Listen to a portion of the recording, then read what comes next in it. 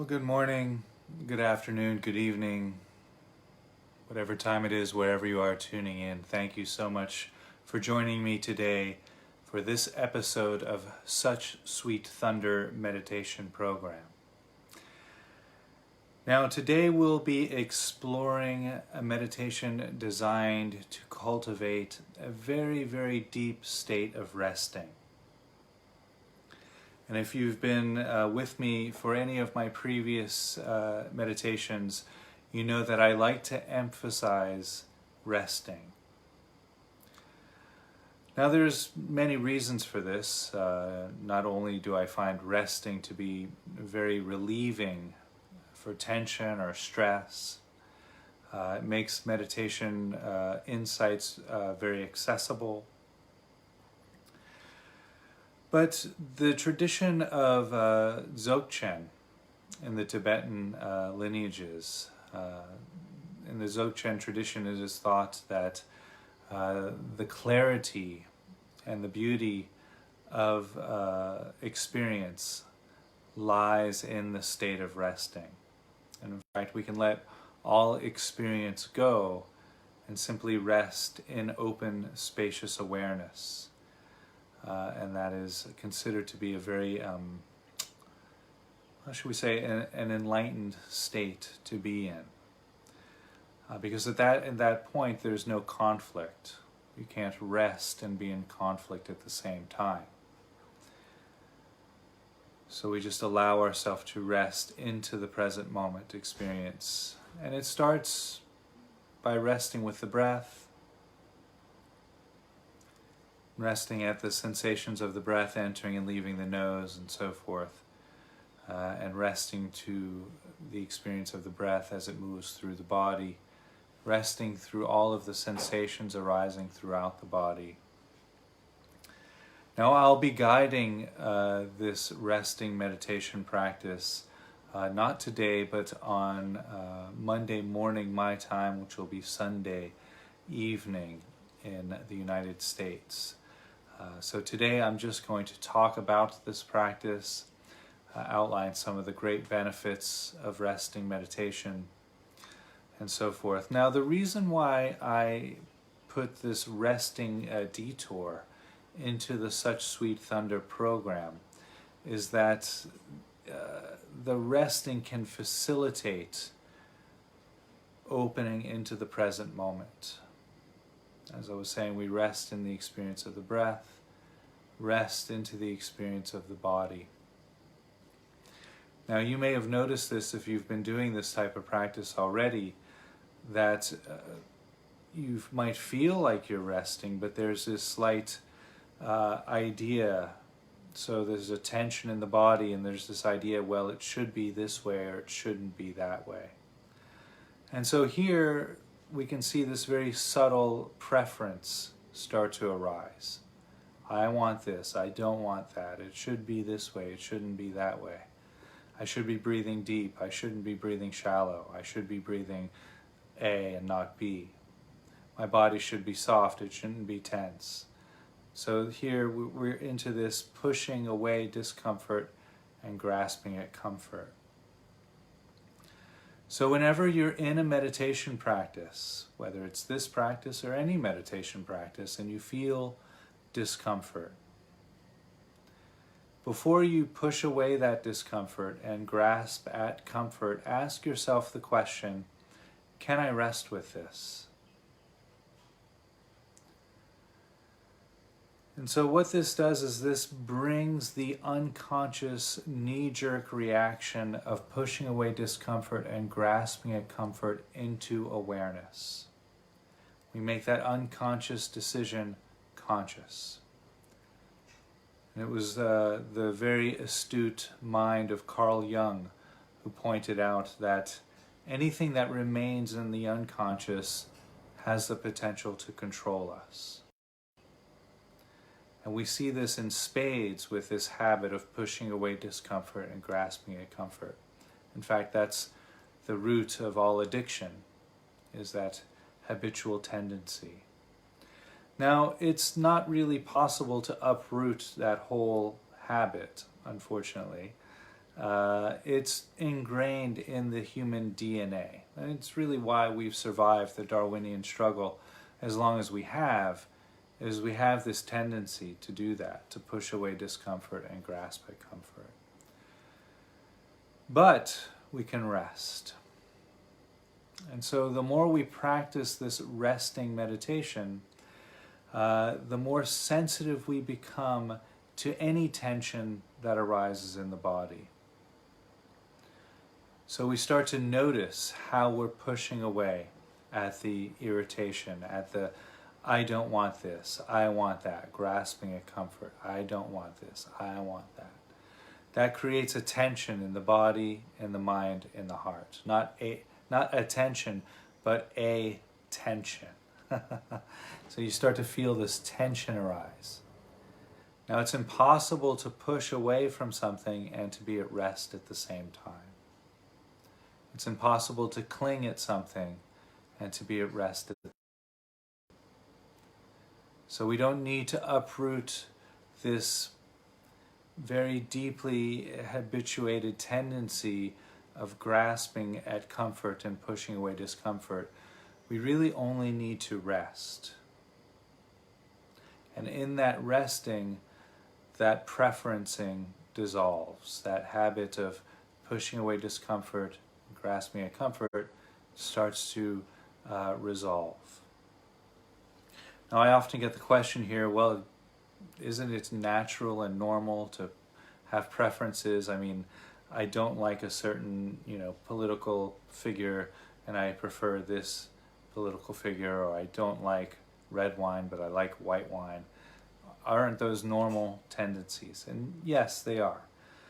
These practices of resting aren't designed to have our experience of life become a bland flatland. That's not the idea here.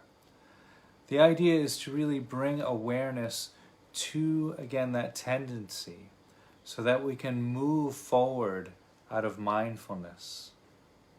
We become aware of when we are moving forward out of joy, or moving forward towards comfort. We bring that into awareness, and then we can move forward with mindfulness. Say, okay, I'm going to go have that glass of water because I'm thirsty now, rather than just feeling the dry throat and instinctually grabbing for the water and chugging it. So that's the idea here, is we kind of slow that process down so that we can be more mindful, more in the present moment with our decisions and with our actions. And that causes a lot less suffering in the world. That's the idea, is to alleviate suffering as much as we can. Now, the idea of suffering, the end of suffering is not an end goal or an end state. I just mentioned that because I just mentioned this concept of freeing ourselves from suffering. There's no end state where suffering doesn't exist. That's a misconception. Some sort of heaven where there's only positive and no negative, or nirvana where there's only beauty and no ugliness. How could that ever really happen? I mean, beauty is defined as opposed to the absence of ugliness, right? So we need ugliness in order to have beauty. We need darkness in order to know light. But the end of suffering arises moment to moment, when we can be responsive to what's arising in our body, in our mind, in our heart, in our environment. When we can have that moment to moment responsiveness. When we live in that way, we respond with compassion to what's arising in the present moment. We respond with loving kindness, equanimity, with joy. Because those qualities don't take us out of the resting state. When you move forward with compassion, you move forward in a state of resting. You're open, willing to accept the present moment as it arises, a state of resting. When you move forward with loving kindness, you're moving forward with an embrace, warmth into the present moment. When you're moving forward in your life with equanimity, you move forward with a knowing. It's not a knowing of any particular information or factual knowledge, but it's a deep sense of knowing.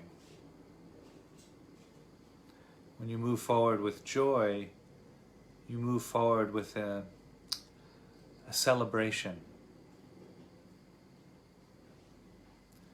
So all four of those qualities allow that resting to continue to be there.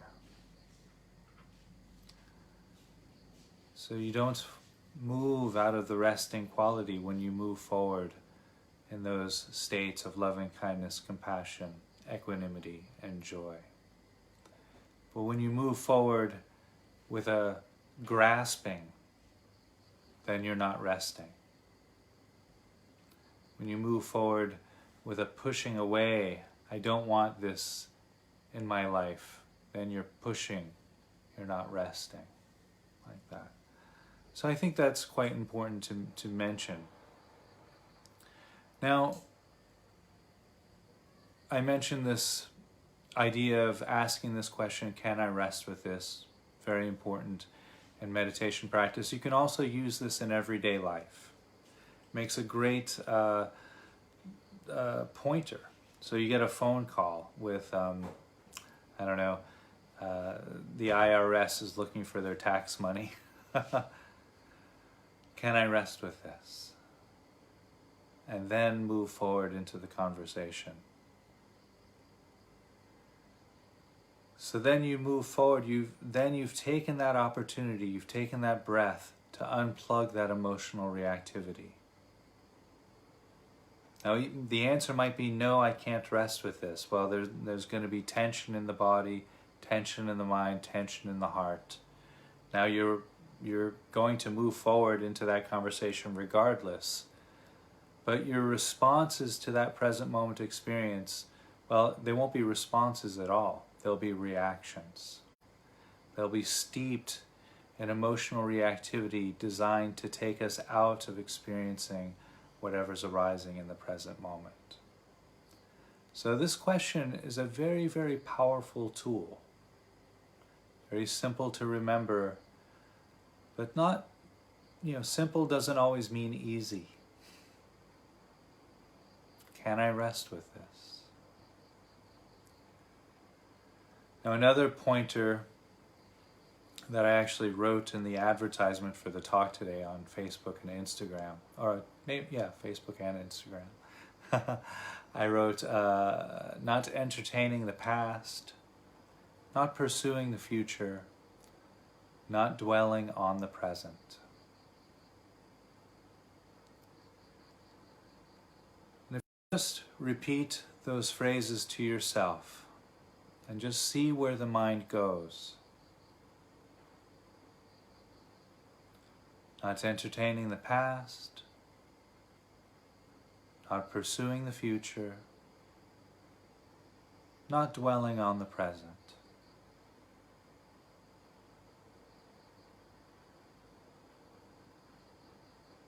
And I think you might find that, at least for a second, your mind just stops there. And then the mind might start to think, well, if I'm not entertaining the past or pursuing the future or dwelling on the present, then where do I rest? And that's exactly the answer. Although the answer can't be done in the logical mind, the question is designed to halt the thinking mind, and it drops you right there in the present moment. And even to say the present moment is kind of an illusion. And there's so much emphasis nowadays on spiritual teachings or contemplative teachings about being in the present moment. But this actually takes the carpet out from that solid ground as well. No past, no future, no present, just rest.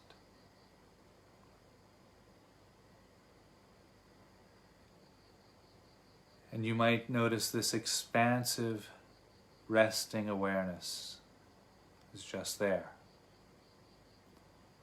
Now then the mind will go into thought. Oh, but what about this? Or what about that? Or I should be doing this? Or I need to figure this out. Not entertaining the past, not pursuing the future, not dwelling on the present, just rest.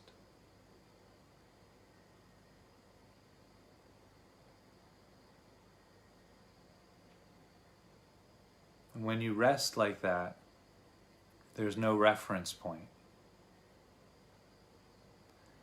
Because even if you're holding on to a reference point, that's not resting. So we let go of any experience, the experience of the breath, the experience of the body, the sounds of the present moment. We let go of all of that. And we just rest in whatever's arising. And in that resting, we become completely responsive to the present moment. Because now we're not attached to, I should do this, or I shouldn't do that, or it should be this way, or it shouldn't be that way. All of that requires effort. That's all either entertaining the past or pursuing the future or dwelling on the present.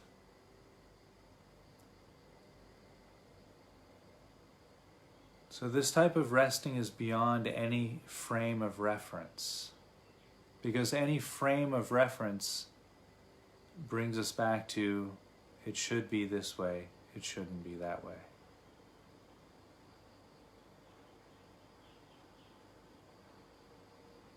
So if discomfort arises in the body, in the mind, in the heart during a resting meditation, we pose this question, can I rest with this? And then we move into the experience.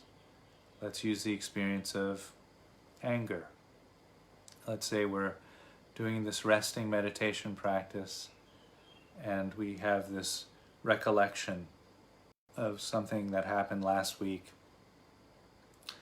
Let's say the cable guy didn't show up until 4 in the afternoon and they were supposed to be there at 9 in the morning. And we waited all day and we didn't get anything done that we wanted to. And so we got really frustrated and angry, upset. When the guy finally showed up, we didn't even offer them a glass of water. We were just like, yeah, the cable box is over there, get to work. So we recollect that in the meditation practice. We feel that frustration, we feel that anger. Ask that question, can I rest with this? Now you might feel the frustration, the anger in the body, a tension in the chest, in the abdomen, clenching of the jaw.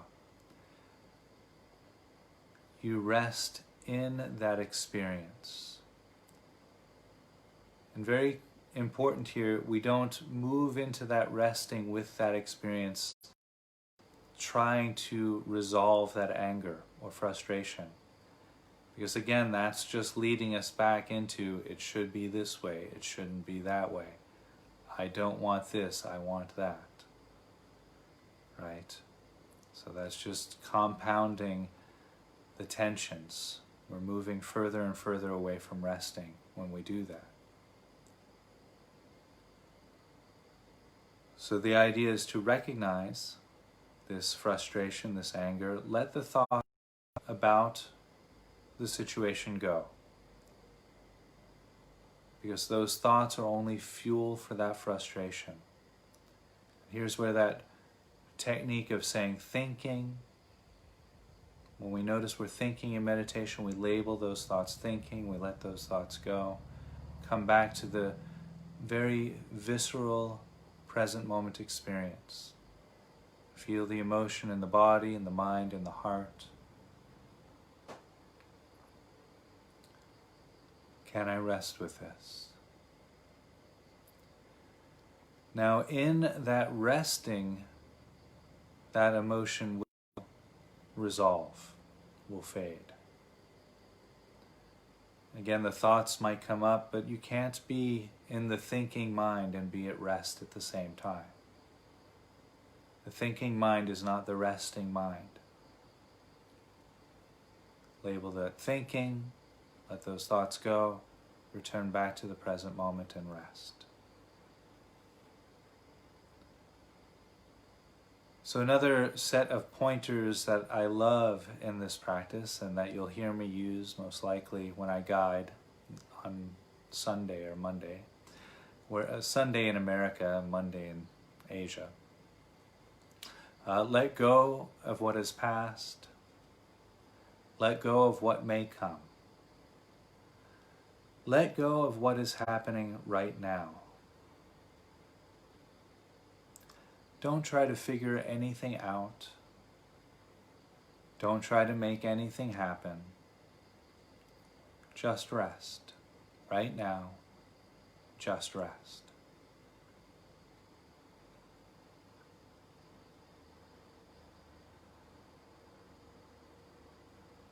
And so, when you go through those phrases, and I'll just repeat them very quickly again, as quickly as I ever talk.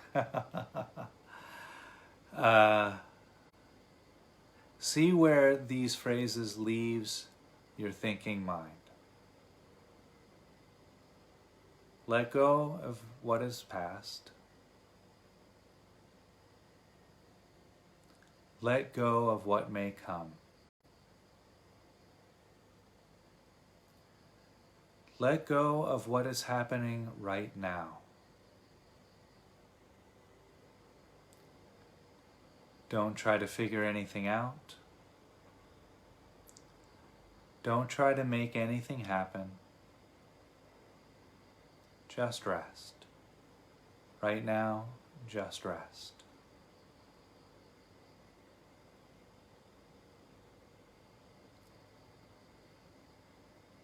And again, that really just allows the thinking mind to stop, right? Where can you go? Where does the mind go to turn to when you let go of what has happened? You let go of what may come. And you let go of what is happening right now. Again, that allows us to rest the thinking mind, which tends to gravitate towards the past. Let go of what has happened. The thinking mind that tends to gravitate towards the future. Let go of what may come. And the thinking mind that tends to map out the present moment experience, that tends to label what's happening right now. You don't need to figure anything out. So this, again, circumventing that mind. Should it be this way? Shouldn't it be that way? I should be doing this. You don't need to figure anything out. Just rest. You don't need to make anything happen.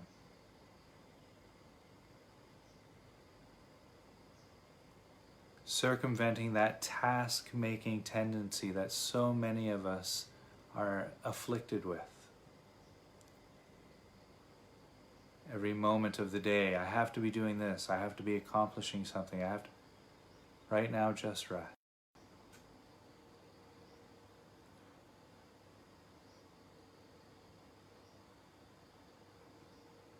So again, I want to talk about this idea of present moment awareness, because as I was mentioning before, there's so much emphasis on being in the present moment, right? Eckhart Tolle writes his whole book on the power of now. I myself have a chapter in my first book, Such Sweet Thunder, dedicated to resting in the present moment. And indeed, so many meditation practices, including many that I teach, are designed to allow one to rest in the present moment.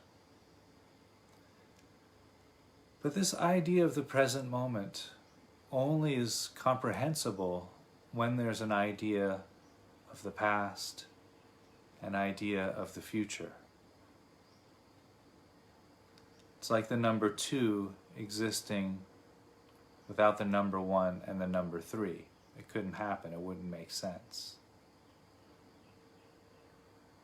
In the present moment, this idea of a present moment, this concept of a present moment, is only comprehensible if there's a concept of the past and a concept of the future.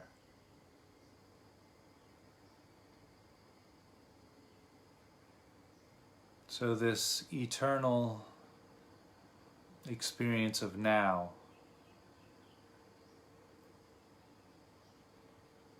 becomes much more accessible when we let go of what is past, let go of what may come, and let go of what is happening right now.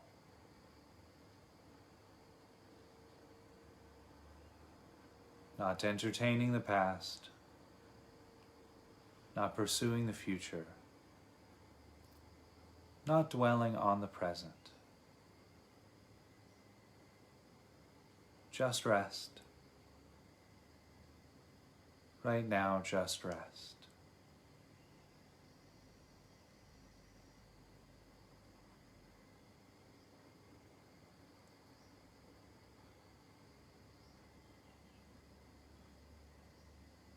And again, it's impossible to cling to ideas of it should be this way and it shouldn't be that way.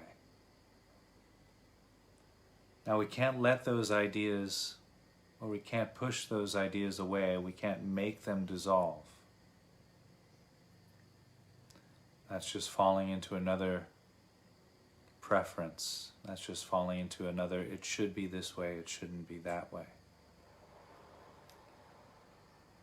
So we rest very, very deeply, and in that resting, the clinging to it should be or it shouldn't be dissolves on its own. It's allowed to be released. Another way of,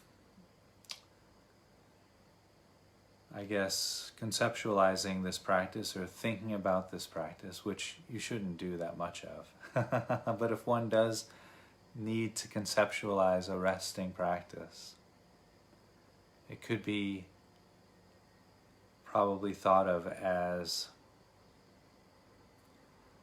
a comprehensive state of release, or a radical state of release. You're letting everything go. Because anything that you hold on to is indicative of a not resting state.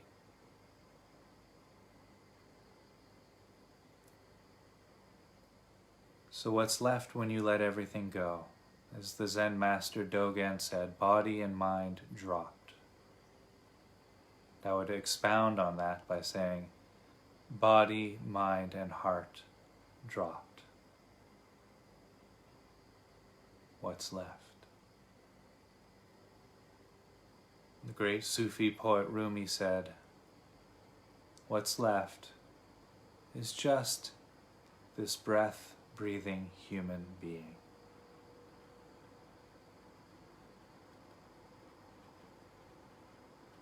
Not entertaining the past, not pursuing the future, not dwelling on the present. Just rest.